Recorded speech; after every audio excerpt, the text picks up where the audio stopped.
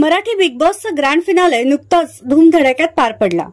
निकी, अभिजित, जान्हवी, सूरज, अंकिता आणि डीपी दादा हे 6 सदस्य फिनालेसाठी होते। या सदस्यांपैकी पहिल्यांदा जान्हवी पैशांची बॅग घेऊन घराबाहेर पडली। त्यानंतर अंकिताने घरातून निरोप घेतला। अंकितानंतर डीपी दादा हे घराबाहेर पडले। त्यानंतर निकीने 3ऱ्या क्रमांकावर घरातून निरोप घेतला। शेवटी अभिजित आणि सूरज हे दोघे टॉप 2 फायनलिस्ट ठरले। या दोघांपैकी सूरज हा विजेता ठरला। तो बिग बॉस मराठीच्या 5व्या सीझनच्या ट्रॉफीचा मानकरी ठरला। तर अभिजित हा उपविजेता ठरला। त्याला 2ऱ्या क्रमांकावर समाधान मानावं लागलं।